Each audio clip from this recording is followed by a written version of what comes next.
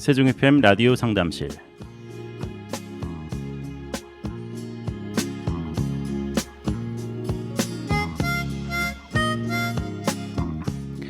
안녕하세요. 세종 FM 라디오 상담실 김보성 인사드립니다.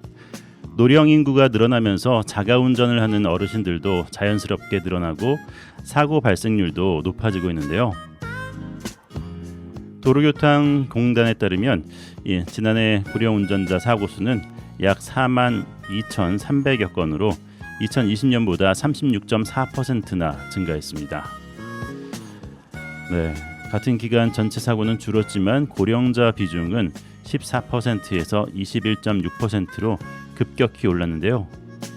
특히 주목해야 할 것은 85세 이상 고령자의 교통사고 100건당 사망자가 4.6명으로 65세에서 69세의 3배에 육박했습니다.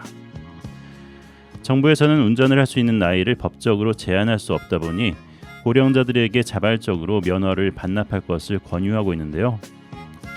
고령자들의 안전과 건강을 위해서라도 좀 더 적극적으로 실효성이 있는 정책들이 나왔으면 좋겠습니다.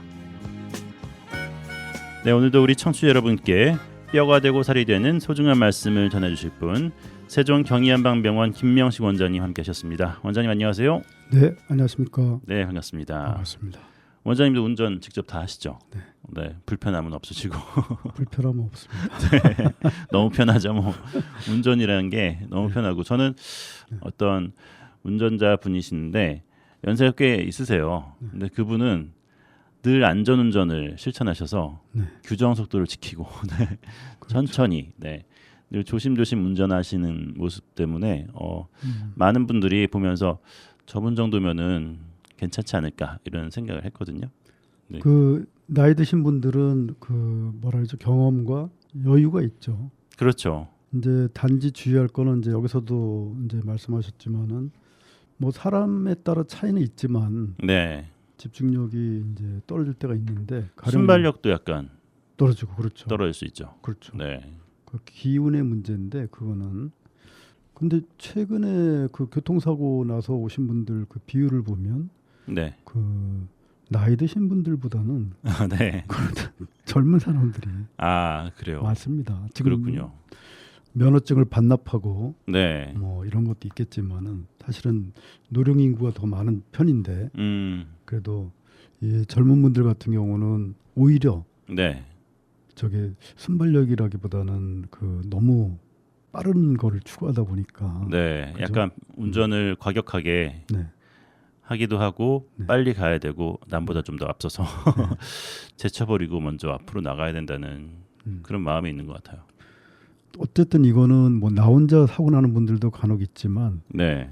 상대가 있는 경우가 대부분인데 그렇죠.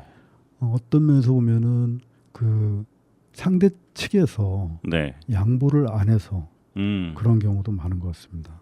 그렇죠. 네, 서로 양보를 해야 되는데 서로 만약에 뭐 경쟁적으로 아니면은 뭐 자존심상 네.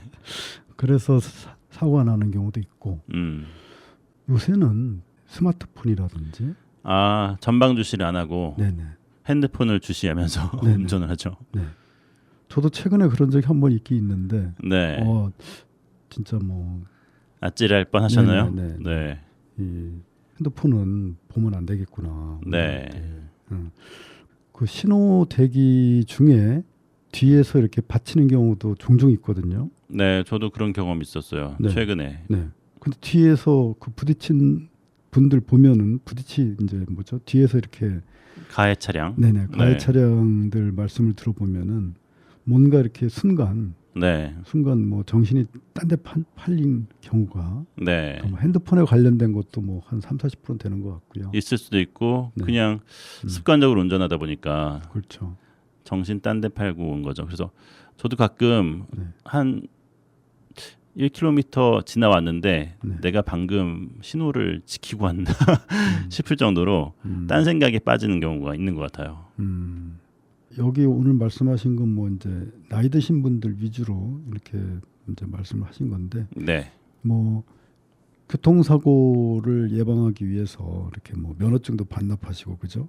네, 그런 분들이 있던데 네네. 근데 반납 뭐 인천이라든지 뭐 이런 몇몇 지자체에서 하는데 반납을 하면은 주는 이제 지원금이 10만 원, 20만 원 음, 일회성으로. 네. 그러다 보니까 꼭 필요할 때 음. 써야 되겠다라는 생각 때문에 굳이 반납 안 하시는 분들이 많은 것 같아요. 일반 그 다른 사회 각 분야에서도 네, 이런 식의 우리의 뭐라 해야죠 인식을 네, 대입시킬 수 있는 부분은 많다고 생각합니다. 뭐 음, 하다못해 우리 의료 현장 네, 의사들도 마찬가지고 아, 뭐 물론 뭐 외과적인 수술이나 네, 그런 기법을 사용하시는 그 의사분들도 이제 어느 정도 연령 이상이 되면 네, 스스로들 포기들 하고 그러시거든요. 그러신 분들도 계시죠. 네, 어떻게 보면 그 수명이 좀 짧다고 볼 수 있죠. 네, 뭐 수술을 하는 그 의사분들은 그렇죠. 그런 면에서 보면 다른 뭐 저기 뭐 과들은 그 잘 자신들을 뭐라 그러죠 건강이나 뭐 정신 건강이나 잘 유지한 분들은 또 나름대로 또 노하우와 네, 그 원숙함 이런 걸로 빛을 발할 수도 있긴 있고요. 네, 뭐 비슷한 것 같습니다. 뭐 교통 분야나 뭐 의료 분야나 아니면 뭐 최근에 우리가 가장 절감하는 정치 분야도 네. 마찬가지일 수 있겠죠. 젊다고 다 좋은 게 아니고 나이가 들어서 이제 연륜이 있으면은 오히려 또 크게 바라볼 수도 있기 때문에 적절하게 조화가 이루어지는 게 중요하죠. 그렇죠. 또 뭐 나이 드신 분들 중에 너무 매너리즘에 빠져 있는 분들은 또 오히려 이 분야를 분야의 그 발전 가능성을 네, 좀 떨어뜨리는 아, 그런 역할을 할 수 있겠죠. 그렇죠. 네. 무조건 자동차 운전면허를 반납하라. 이거는 말이 안 될 뿐더러 네. 연령에 따라서 갈수록 이제 세대의 어떤 갈등 이런 것들을 부추기는 사회 현상들이 있기 때문에 이런 부분들을 좀 조심해야겠다는 생각도 드네요. 그러니까 그 세대별의 그 어떤 장점 네, 이런 걸 같이 어우러져 갖고 이렇게 하는 것도 오히려 괜찮겠죠, 그죠? 그러니까요. 지금 지난주부터죠. 네, 지난주부터 이 한방과 양방의 어떤 그 차이점이나 서로 보완할 점 아니면 서로 시너지를 일으킬 수 있는 이런 거에 대해서 이제 말씀드리기 시작했는데요. 네, 네, 이런 것도 마찬가지죠, 그죠? 지난 시간까지는 그 한방의 그 양방과 구별될 수 있는 특징적인 그 기본 사고 네, 철학이 이제 음양 오행에 있는데 그 주로 이제 음양에 대해서 특히 한열에 대해서 네, 따뜻하고 차가운 거에 대해서 유방암인가? 네, 그거를 빗대서 이제 설명을 좀 드렸죠. 네, 그렇죠? 네, 한방의 기본적인 그 사고는 이렇게 뚜렷하게 어떤 구획을 짓는 거에 있어서 네, 많은 그 임상예가 예, 임상예를 쌓았고 또 그 임상예들을 잘 분석해서 많은 발전을 이뤘죠. 네, 또 구분할 수 있는 게 한방에서 그 접근하는 방식에 있어서 구분할 수 있는 게 좌우가 있고 그 다음에 상하가 있고 네, 그 다음에 겉과 속이 있고 그 다음에 허실이 있습니다. 허실. 네, 허실이 있고 이런 거는 어떤 면에서 보면은 좀 장소적인 거, 예, 네, 공간적인 그런 개념이죠. 그러네요. 네, 그 다음에 이제 시간적인 개념으로 전후가 전후가 네, 있습니다. 네, 나머지는 거의 뭐 공간적인 개념이니까 그 전후 시간적인 거를 어디다 대입해 볼 수 있나 이렇게 제가 좀 고민해 봤는데요. 네, 전에도 한번 말씀을 드려본 것 같은데 이 우리가 그 죽음의 과정, 죽음의 과정을 보면은 생명이 시작되고 혹은 우리가 살면서 그 습관이라든지 감각이 채워지고 조정되는 이게 어떤 면에서 보면 역순이다. 네, 역순이다 해서 제가 한번 연구해 봤는데요. 우리의 오장육부를 네, 대입시켜서 한방은 그 표리로 또 나눌 수 있다고 하지 않습니까? 그러니까 네. 겉으로 나타나는 현상이나 증상을 보면서 안에 속에 있는 그 장부가 지금 어떤 진행을 하고 있는지 네. 그거를 이제 볼 수가 또 있거든요. 네. 편으로는. 예. 그래서 이렇게 돌아가실 때 보면은 그 외면적으로 나타나는 그 모습들, 네. 현상들 이게 뭐 어느 정도 순서도 있긴 있는데 또 이게 또 앞뒤가 또 살짝 바뀌는 경우도 있더라고요. 네. 아마 이제 경험해 보신 분들은 아마 알 수 있을 것 같은데 일단은 식욕이 떨어집니다. 네. 그래서 그 뭐 한 2, 3일 정도 식욕이 떨어지면은 그거는 뭐 영양제나 네. 기타 뭐 수액 같은 걸 투여해 가면서 이렇게 좀 보강하면서 다시 뭐라 그러죠? 다시 회복하실 네. 수도 있는데 기력을 회복할 수 있는 네. 거죠. 할 수도 있는데 그렇게 해도 뭐 한 짧으면은 한 뭐 3일, 5일, 일주일, 길면은 뭐 한 거의 열흘, 2주까지도 네. 2주까지도 근근히 버티시는 경우들이 많거든요. 네. 네, 많은데 그때 이제 보면은 가래 끓는 소리가 납니다. 가래 끓는 소리. 그다음에 이제 그 호흡도 조금 힘들어지시겠죠, 그죠? 네. 이거는 말 그대로 뭔가요? 어떤 장기와 관련된 거죠? 폐죠, 그죠? 네. 이거는 뭐냐면은 제가 볼 때는 그 우리 생명의 그 기본 조건인 수승화강, 그러니까 우리의 그 몸 안에 축적돼 있는 물 기운을 끌어올리고 네.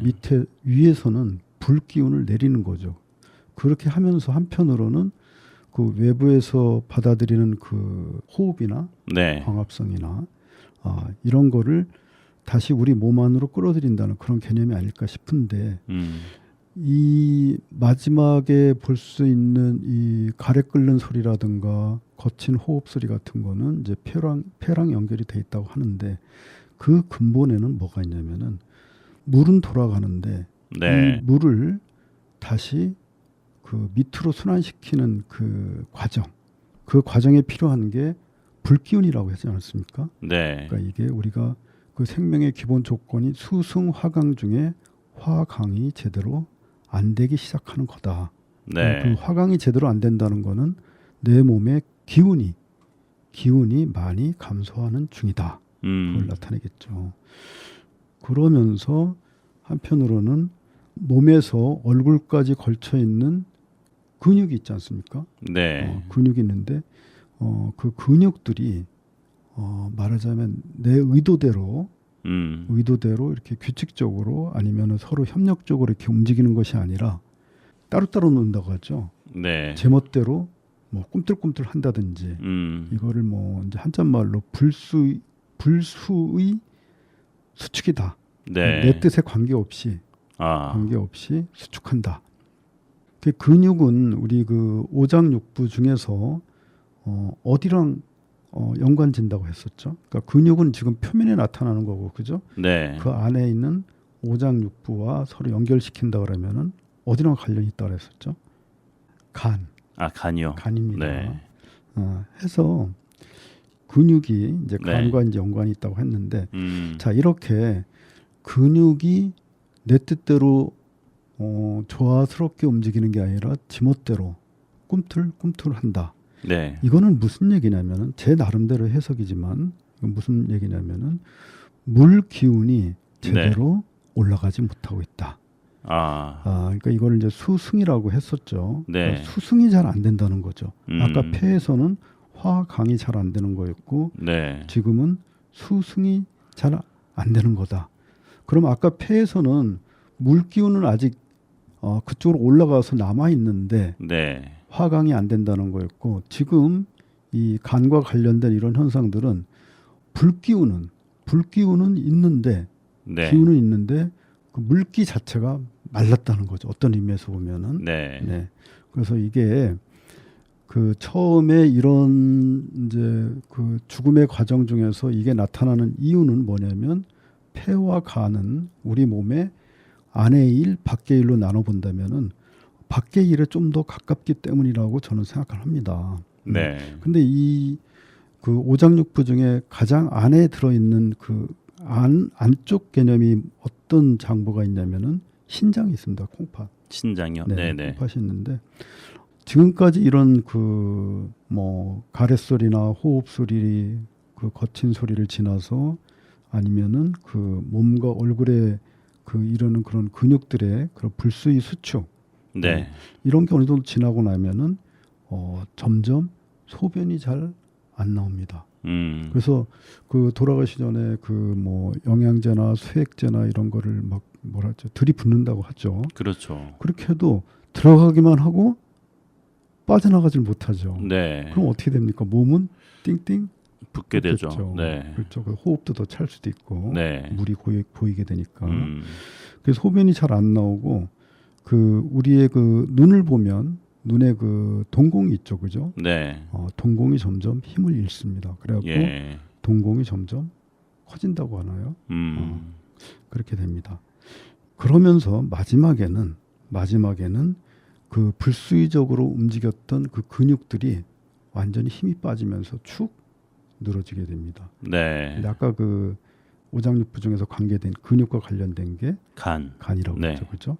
이제 간의 기능이 이제 완전히 망가졌다는 얘기겠죠. 그러고 나서 이제 호흡이 멈춥니다. 근데 이제 호흡이 멈추기 직전에 호흡은 네. 어떤 모습이냐면 아주 과격합니다. 크게 들어 마셨다가 네. 크게 내쉬었다가 아. 또 막 쉬었다가 예. 그러니까 이게 폐 기능이 완전히 이제 거의 멈췄다는 얘기겠죠. 그죠? 이거를 뭐 이제 우리 의학적으로 체인 스톡스 호흡이라고 하는데 어떤 면에서 보면 이거는 오장의 기운이 네. 이제 다 끊어졌다는 얘기거든요. 의사 선생님들이 그 위독하다 할 때가 그런 이제 호흡에 문제가 생겼을 때가 대개는 이제 그거를 이제 말씀을 하시죠. 네. 근데 이제 앞에 제가 말씀드렸던 이런 증상들, 네. 이런 증상들이 있을 때도 이제 사실은 뭐 하루 뒤에 돌아가실지, 뭐 사흘 뒤에 돌아가실지 그거는 예측이 뭐 어렵거든요. 네. 이 순서도 제가 이렇게 정해놓긴 했지만 이 음. 순서도 뭐 앞뒤가 이렇게 다르게 올 수도 있고요. 네. 꼭 이렇다는 건 아니지만 그래도 대체적으로는 이렇다 그렇군요. 해서 제가 말씀드리는 건데 네. 그래서 의사 선생님들이 뭐 가족분들한테 뭐 다들 집합하셔라, 다들 네. 모이셔라 이렇게 해서 뭐 전국에서 모이고 해서 기다려 보는데 그렇게 해서 사람 생명이 또 그렇게 쉽게 꺼지진 않지 않습니까? 그죠? 네. 그런데 이제 요 마지막에 하는 요 호흡, 네. 체인스톡 호흡 같은 경우는 거의 뭐 이제 뭐 하루 뭐 그 정도, 예. 그 정도를 예측할 수 있겠죠. 뭐 이러다가 바로 멈출 수도 있고요. 네. 그 호흡이 멈추고 나서 마지막에 멈추는 게 뭔가요? 심장. 그렇죠. 네. 심장이죠. 이제 심장이 멈추죠. 심장이 멈추면은 그래도 남아 있는 거는 듣는 기능이라고 합니다. 네. 청각. 예. 저는 그냥 말만 들었을 뿐인데 듣는 기능이라고 합니다. 네. 그게 왜 그럴까요? 난 아직도 좀 이해가 안 가는데. 저도 잘 모르겠는데 음, 뇌하고 가장 가까워서 그런지 음, 아니면 드라마 같은 데서도 보고 음. 최근에 영화에서도 있었던 것 같아요. 그런 내용이 그래서 다 듣고 있었다. 그래서 돌아가실 때 그 아주 가까운 분들, 가족분들이나 그 고인분 옆에서 뭐 기도를 해주거나, 그죠? 소리를 내서 기도를 해주거나, 아니면 네. 위로를 해주거나, 아니면 이 우리 이승의 그 어떤 미련 같은 거 네. 갖지 마시고 그냥 편안하게 가셔라 이런 말씀을 귀에다 대고 하시더라고요. 그러니까요. 근데 그게 맞는 것 같아. 음. 그러니까 어떤 우리 형상 말고 네. 우리가 형상 말고 그 우리가 빛이라든가 아니면 뭐 소리라든가 뭐 기타 등등을 보면 그 모양도 있지만 스칼라도 있지만은 벡터도 있거든요. 방향도 있고 네. 소위 말하면 뭐 주파수도 있고 그죠? 그렇죠. 해서 아마 그러지 않을까. 음. 어떤 주파수를 받아들이는 게 아직은 남아 있어서 그러지 않을까. 네. 이렇게 생각됩니다. 그 뭐 성경에서도 빛이 있어라 이렇게 먼저 주파 소리를 듣고 빛이 생기지 않았습니까? 그렇죠. 빛이 있으라 말씀이 있고 나서 생긴 거죠. 해서 이 그 한의학에서 구분하는 그 한열, 그러니까 음양이죠. 한열. 그다음에 그거는 지난 시간까지 말씀드렸고, 그다음에 이제 구분하는 게 이제 뭐 전후에 대해서 이렇게 접근할 수 있다. 네. 이렇게 한의학을 빗대서 이렇게 접근할 수 있다. 이렇게 말씀드렸고, 그다음에 이제 구분하는 것들이 좌우, 상하, 그다음에 표리, 그러니까 겉과 소, 그다음에 허실, 네. 비어 있는 것과 찬 거, 이런 식으로 접근을 합니다. 예. 한의학은. 그러니까 그 이런 면에서 용어가 좀 다르죠. 그래서 이 그 질문을 하신 분이 그 뭐 진단 및 치료 측면에서 서양 의학과 어떻게 다른가? 이거를 설명하는 건 사실 힘듭니다. 힘들고 네. 해서 제가 이제 주로 그 동양 의학 뭐 아니면 한의학의 그 어떤 그 용어 사용, 그다음에 그 이유들을 이렇게 먼저 말씀드리는 거고요. 네. 그다음에 이제 두 번째 질문이 경험상 서양 의학에 비해 한방으로 치료하는 것이 가장 효과적인 질환은 무엇인가요? 이렇게 얘기했는데 이거는 모든 질환일 수도 있고요. 네. 모든 질환. 그러니까 내가 어떤 방식으로 접근을 하느냐. 그다음에 얼마나 내가 이거를 잘 파악하고 있느냐. 예. 그다음에 어떻게 효율성을 줄 수 있느냐에 따라서 모든 질병에 접근할 수도 있고, 또 서양의학 측면에서는 모든 질병에 접근을 못할 수도 있고. 네. 왜냐하면 서로 용어가 다르니까. 그리고 의사 선생님들마다 네, 또 전문 분야가 또 따로 있잖아요. 그렇죠. 그렇기 때문에 어떤 분에게 진료를 받느냐 네, 이 부분도 차이가 많이 날 것 같긴 해요. 그렇죠. 근데 이 질문을 주신 외국인 분께서는 일반적인 보편적으로 생각했을 때 넓게 생각했을 때 좀 한 부분을 좀 알고 싶은 그런 마음으로 질문하긴 한 것 같은데요. 더 잘 치료되는 질환, 제가 생각하기에는 그냥 제가 개인적으로 느끼기에는 소화기관이라든지 네 이런 쪽은 한방이 훨씬 더 낫지 않나. 왜냐하면 양방에서는 소화약을 먹고 또 소화를 시키는 약을 또 주고 그런 중복 처방 같은 것들이 많이 있어서, 물론 한방에도 그런 게 있을진 저도 정확히 잘 모르겠지만은 이쪽은 더 낫지 않을까. 그리고 또 호흡기도 그렇고요. 소화질환 같은 경우만 말씀드려 보면은 네. 왜 한방 치료가 양방 치료보다 더 우세한가 하면은 네. 제가 뭐 이렇게 단정적으로 말씀드리는 것도 저도 이제 쭉 살아오면서 느껴진 게 이제 있어서 말씀을 드리는 겁니다. 그 제 자신의 그 간단한 에피소드 하나만 시켜 들어보면은 네. 제가 그 한의학도 공부를 해봐야 되겠다 하는 것도 네. 사실은 요 소화 질환을 치료하면서 네. 어떤 그 경험상 야 이거는 우리 그 서양의학에서 설명하지 못하는 부분인데 네. 이거는 한의학에서밖에 설명이 안 된다. 그게 뭐가 있었겠습니까? 소화가 안 될 때 어떻게 하죠, 우리나라 분들이? 소화가 안 될 때 침 맞고, 네, 손 따고 집에서 그렇죠. 네. 그래서 그렇게 제가 했었죠. 예전에 그 이제 의사생활을 할 때, 네. 뭐 소화제를 드려도 안 되고, 그 다음에 또 뭐 주사를 놔드려도 안 되고, 그렇죠. 네. 뭘 해도 안 되는데, 네. 그래서 맞다. 그래서 그 병원에서 쓰는 건 이제 주사 바늘이죠, 그죠? 네. 그 침보다는 훨씬 크죠. 국죠. 네. 그러니까 그 손끝에 푹 찌르면은 네. 검은 피가 촥 나죠, 그죠? 네. 그런데 신기하게 진짜 그 되게 이제 우리 어머니께서는 이제 뭐 양쪽 엄지 손에 이렇게 실을 묶어서 네. 딱 이렇게 따주죠, 그죠? 피가 빵 잘 터지도록. 네. 왜 실을 묶었을까요, 근데? 나쁜 피가 모인다 이런 얘기를 했었던 것 같은데. 그런 것도 있고. 네. 이게 이제 소화가 안 된다는 거는 그 우리 한방에서만 쓰는 용어로 말씀드리면은 기체입니다. 기체. 우리가 왜 기가 막히다. 네. 그때 그게 사실은 기체, 기운 기자, 막힐 채자거든요. 네. 체했다 이러잖아요. 네. 대개는 이제 명치 끝에 이렇게 딱 채야죠, 그죠? 네. 우리 사실 명치라는 거는 횡격막 쪽에 있는 건데 밑에 있는 건데 네. 우리 몸의 거의 가운데죠, 그죠? 음. 여기가 딱 막히면은 네. 진짜 요새 젊은 애들 말로 진짜 미칩니다. 그렇죠. 어?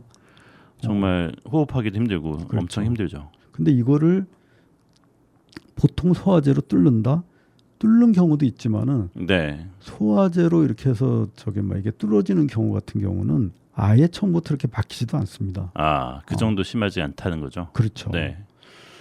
그래서 이 옛날에 우리 어머니들이 이게 손을 딸 때 엄지 손에 이렇게 실을 묶거나 네. 이렇게 하는 거는 뭐냐면은 이 가운데 쪽에서 기가 막혀서 네. 혈액 순환이 어떻게 되겠습니까? 이 말초나 뇌나 이쪽으로 혈액 순환이 잘 안 되겠죠. 네, 그렇죠. 여기서 꽉 잡고 있으니까. 네. 그래서 그 실로 꼭 묶어서 거기에 일부러 피를 모이게 하는 겁니다. 모이게. 그렇죠. 네.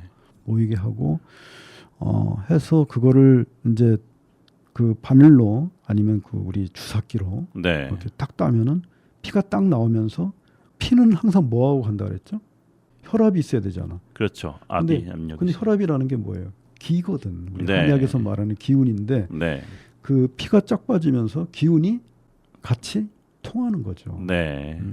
그걸 뭘로 설명드려야 되나? 그 왜 우리가 뭐 진공과 아니면 공기가 있는데 이렇게 하면은 뻥 하면서 소리가 나면서 그죠? 네. 그러니까 뭐 병 딸 때처럼. 예. 네. 근데 그거를 제가 진짜 답답해서 그래 그거 한번 해볼까 그래갖고 해봤어. 그랬더니 네. 금방 낫는 거야. 좋아지셨어요. 네. 그것도 제가 그래 한의학을 좀 공부를 해봐야 되겠다 하는 네. 그런 어떤 뭐라 해야죠? 어떤 자신감 그런 것 중에 하나였었죠. 그렇군요.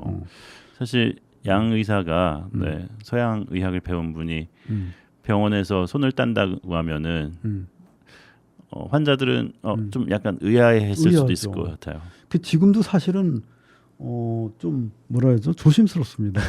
네. 근데 환자분들이 뭐 따주세요 그러면 좋다 그러고 그러면 바로 한 몇 분 안에 혈색이 돌면서 그렇죠. 얼굴빛도 좋아지고 내려간 느낌이 딱 드는 거죠.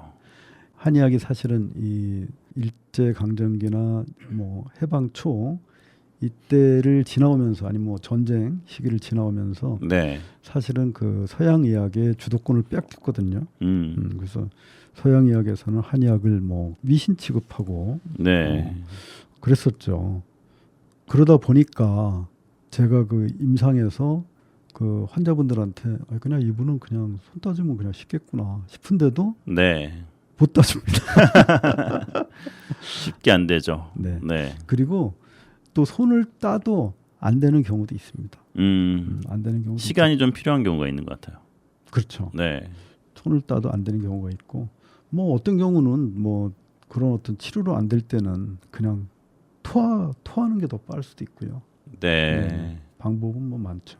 그렇군요. 근데 이런 어떤 막힌 거에 대한 치료에 있어서 기본적으로 기라는 개념이 있어야 되는데 네. 우리 그 한의학의 가장 큰 또 그 서양의학과의 구별점이 바로 그런 게 아닌가 싶습니다. 그렇군요. 여기까지만 말씀 나누고요. 다음 시간에 이어서 한방과 또 양방의 차이점 이 부분에 대해서 이야기 나누도록 하겠습니다. 오늘도 좋은 말씀 감사합니다. 지금까지 세종경희한방병원 김명식 원장님 수고하셨습니다. 원장님 다음 시간에 뵙겠습니다. 네, 안녕히 계십시오.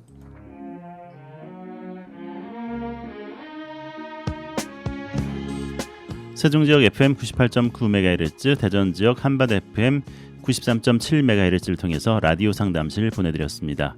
방송 후에 유튜브 세종 FM 채널에서 다시 듣기 가능하니까요. 상담 질문과 청취 소감 남겨주시기 바랍니다. 세종 FM 라디오 상담실 진행의 김보성이었습니다. 감사합니다.